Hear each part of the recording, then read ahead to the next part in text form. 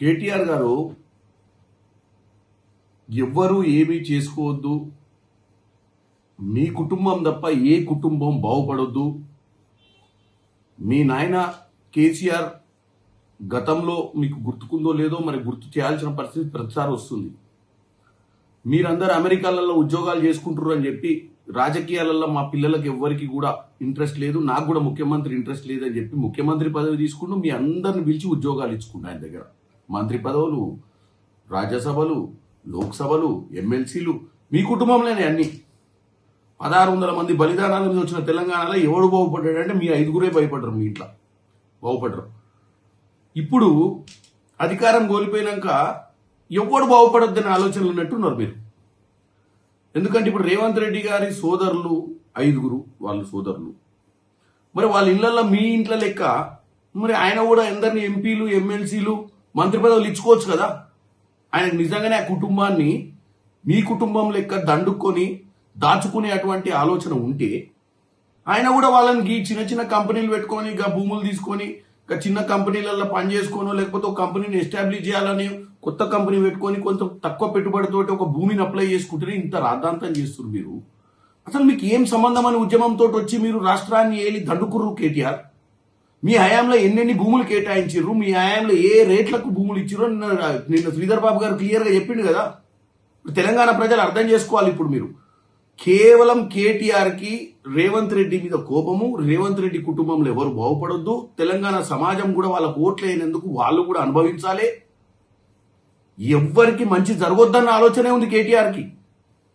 ఒక్కసారి తెలంగాణ సమాజం ఆలోచించాలి. వీళ్ళు ఎవరు? వీళ్ళు అమెరికా నుంచి వచ్చి మంత్రి పదవులు తీసుకోనికే వీళ్ళ బావ హరీష్ రావు అసలు ఎమ్మెల్యేనే కాకుండా అప్పుడు కాంగ్రెస్ అలయన్స్ లా మరి అల్లునికే మంత్రి పదవి ఎందుకు ఇప్పించుకుంటూ మరి కార్యకర్తలకు ఇచ్చుకోవచ్చు కదా. మీదేమో సెల్ఫ్ ఇష్యూ, మీరేమో దండుకోవాలి, దాచుకోవాలి, వేరే వాళ్ళు బతకడానికి కూడా వీలు కావద్దు. ఎందుకంటే అందరికీ కేటాయించినట్టు ఆయనకు కేటాయించారు. అప్లికేషన్ పెట్టుకుంటే 32 మందో 34 మందో శ్రీధర్ బాబు గారు చెప్పారు. కాబట్టి నేను ఒక్కటే చెప్తున్నా కేటీఆర్ గారు, మనం పొద్దున్న లేస్తే మంది మీద ఏడవడం బంద్ చేయి. ఇంకోటి, పాలమూరు రంగారెడ్డి జాతీయ హోదా గురించి మేము అందరం ఎంపీలో మాట్లాడినాం. మీరు 10 ఏళ్ళ అధికారం నుండి నిమ్మకు నీరెత్తినట్టుండి ఏ రోజన్నా వచ్చి ఇక్కడ పోరాటం చేసింది ఏమైనా కాళేశ్వరం చేద్దాం, కాళేశ్వరంలో దండుకుందామన్న ఆలోచనతో 10 ఏళ్ళు పరిపాలించారు. కానీ దక్షిణ తెలంగాణలో పాలమూరు రంగారెడ్డి గురించి మీరెందుకు పట్టించుకోలే? మేము 3 ఏళ్లలో ఒక పార్లమెంట్ సభ్యునిగా నేను 4 సార్లు క్వశ్చన్లు వేసిన, దానికి హోదా ఇవ్వండి. ప్రతి డిబేట్లో మాట్లాడినాం తెలంగాణ విభజన గురించి, రావాల్సిన అంశాలు ఏమేమి ఉన్నాయో. మరి 10 ఏళ్లలో ఏం చేసిర్రు? 2014 నుంచి 2023 దాకా ఏం సోయలేదా మీకు? ఇప్పుడు వచ్చి మమ్మల్ని అడుగుతున్నారు ఎంపీలు అడిగిర్రా లేదా అని.